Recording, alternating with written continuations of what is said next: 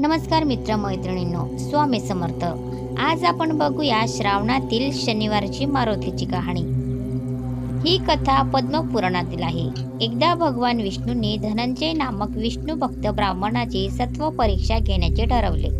त्यानुसार विष्णूंनी धनंजयला दरिद्री केले. तो इतका दरिद्री झाला की त्याच्याकडे काहीही उरले नाही. परिणामी त्याच्या साऱ्या नातलगांनी त्याला एकाकी पाडले. कुणीही त्याच्यासोबत चांगले वागत नव्हते किंवा त्याची मदतही करत नव्हते. त्याचे खूपच हाल होत होते. तो कसे तरी आपले दिवस ढकलत होता.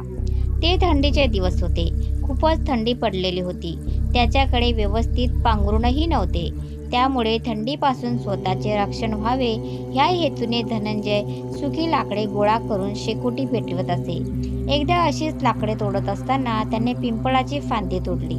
त्याने जशी ती फांदी तोडली तसे तिथे भगवान विष्णू प्रकट झाले. तू फांदी तोडण्यासाठी कुऱ्हाडीचे जे घाव पिंपळावर घातलेस त्यामुळे मी रक्तबंबाळ झालो आहे. मला जखमा झाल्या आहेत असे विष्णूंनी त्याला सांगितले. विष्णूंचे असे बोलणे ऐकून धनंजय अतिशय दुःखी झाला. त्याला फार वाईट वाटले.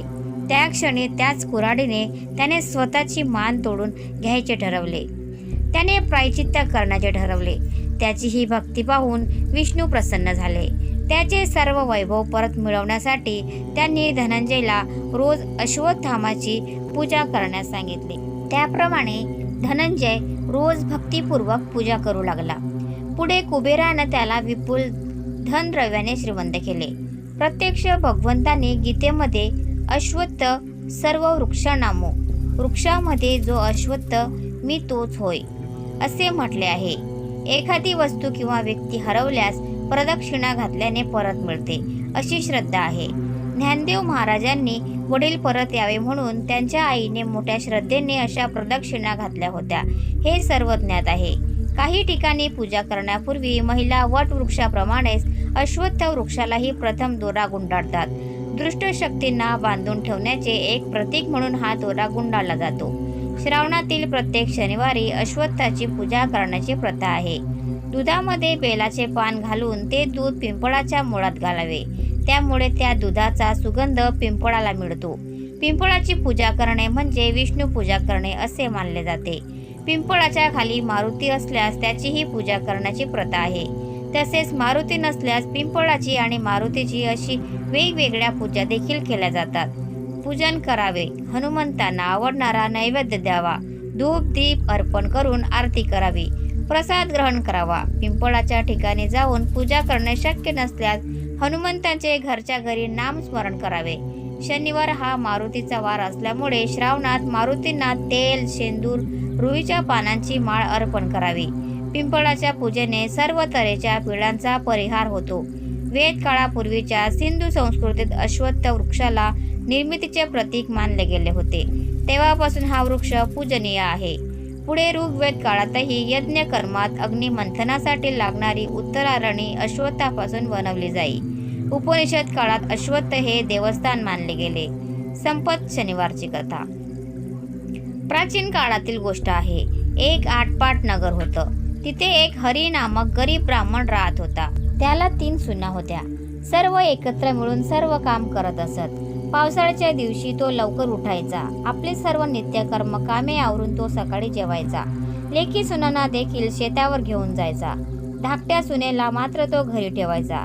याप्रमाणे आपल्या नित्याप्रमाणे तो शेतावर गेला. जाताना घरी सुनेला सांगितलं, मुली आज शनिवार आहे. माडीवरच्या घागरी मडक्यात काही दाणे आहेत. ते थोडेसे काढ. दळून त्याच्या भाकरी कर. किरडकुडची भाजी कर. तेरड्याची बी वाटून ठेव. तोवर आम्ही संध्याकाळी शेतातून येतो. सून सासरे बुवांना म्हणाली, बरं, तुम्ही सांगितलेली सर्व कामं मी करून ठेवते. तुम्ही निश्चिंतपणे शेतावर जा. काही काळजी करू नका. त्यानंतर ती माडीवर जाऊन दाणे पाहू लागली तर माडीवरती फक्त अर्ध्या भाकरीपुरतेच दाणे निघाले. तेवढे दाणे तिने दळले. त्याच्या लहान लहान भाकऱ्या केल्या. केनी कुरडूची भाजी केली. तेरड्या टाकळायचं बी वाटलं आणि सर्व कामे आवरून ती सासू सासऱ्यांची वाट पाहत बसली. इतक्यात तिथे शनिदेव कुष्ठरोग्याच्या रूपात आले आणि म्हणाले, अगं बाई, माझं सर्व अंग ठणकत आहे. माझ्या अंगाला तेल लाव. ऊन पाण्यानं आंघोळ घाल. ती सून खूप दयाळू होती. तिला त्या कुष्ठरोग्याची दया आली. ती लगेचच उठली आणि घरात गेली. तिने 4 तेलाचे थेंब घेतले. त्या कुष्ठरोग्याचं रूप घेतलेल्या शनिदेवांच्या अंगाला तेल लावलं. वाटलेलं बी लावून ऊन पाण्यानं आंघोळ त्यांना घातली. त्यांना भाकरी खाऊ घातली. त्यांचा आत्मा तिने तृप्त केला. तसं त्या कुष्ठरोगाचं रूप घेतलेल्या शनिदेवाने तिला आशीर्वाद दिला. तो तिला म्हणाला, तुला कधीही काही कमी पडणार नाही. असं म्हणून आपलं उष्ट वरचढीला खोचलं आणि शनिदेव तिथून अदृश्य झाले. काही वेळानं घरी सासू सासरे दीर जावा आल्या. त्यांनी सर्व तयारी उत्तम पाहिली. सगळे आनंदित झाले. आपल्या घरात तर काहीच नव्हतं, हे असं सर्व कसं आलं म्हणून सर्वजण आश्चर्य करू लागले आणि आनंदाने सर्वजण पोटभर जेवले. त्यानंतर दुसऱ्या शनिवारी ब्राह्मणानं दुसऱ्या सुनेला घरी ठेवलं. सगळी माणसं घेऊन तो शेतावर गेला. इकडे काय झालं, शनिदेवांनी मागच्यासारखंच कुष्ठरोग्याचं रूप घेतलं. ब्राह्मणाच्या घरी आले.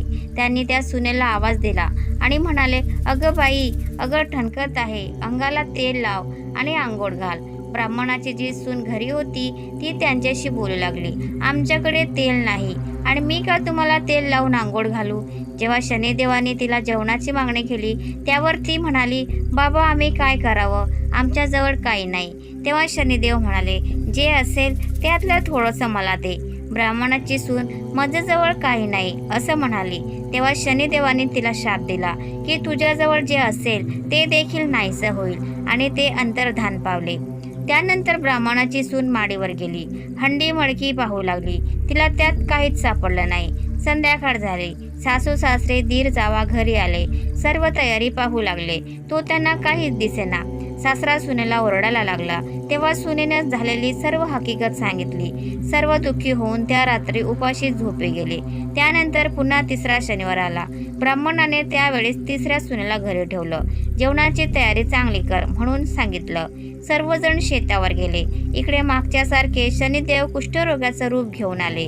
ब्राह्मणाच्या सुनेला अंगाला तेल लाव म्हणू लागले. तिने दुसऱ्या सुनेसारखा जबाब दिला. तिने शनिदेवांची काहीही सेवा केली नाही. देवाने तिला पूर्वीसारखा शाप दिला आणि ते अंतर्धान पावले. काही वेळानं सासू सासरे घरी आले. जेवणाची तयारी पाहू लागले.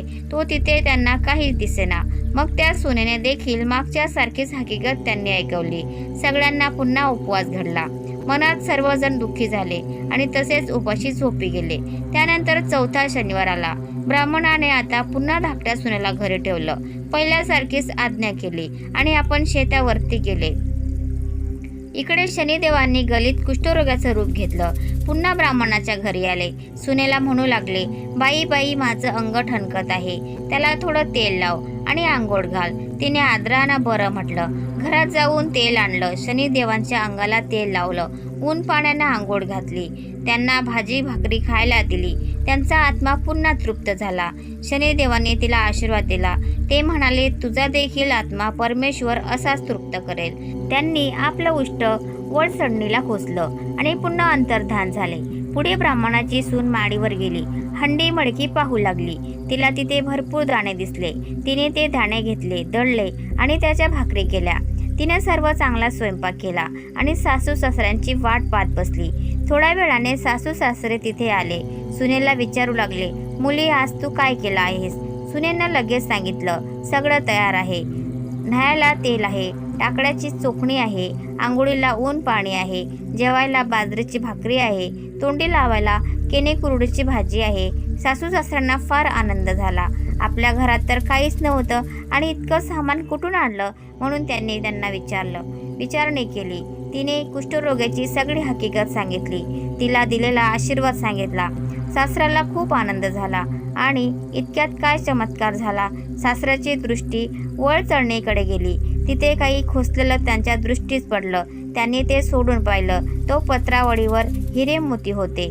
त्यानं ते सुनेला दाखवलं. याच पत्रावळीवर तो कुष्ठरोगी जेवला असे सुनेने सांगितलं. तेव्हा सासरा म्हणाला, मुलीनं देवाची सेवा केली आणि देवानं मुलीला दर्शन दिलं, तिला सुख साम्राज्य दिलं. पुढे दुसऱ्या सुनांना हकीकत विचारली.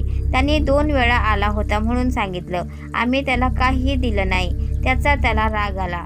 नंतर त्यांनी तुमच्याजवळ काहीच नसेल म्हणून सांगितलं आणि त्याच दिवशी हंड्या मडक्यातले दाणे नाहीसे झाले होते. म्हणून 2 शनिवार आपल्याला उपवास पडला.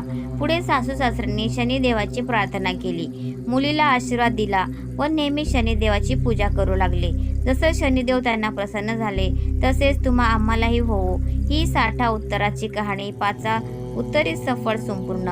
तर मित्रांनो, तुम्हाला आजचा व्हिडिओ कसा वाटला प्लीज कॉमेंटमध्ये नक्की सांगा. आणि व्हिडिओ जर आवडला असल्यास व्हिडिओला लाईक करा, शेअर करा आणि चॅनलला सबस्क्राईब करायला विसरू नका. धन्यवाद. Thanks for watching.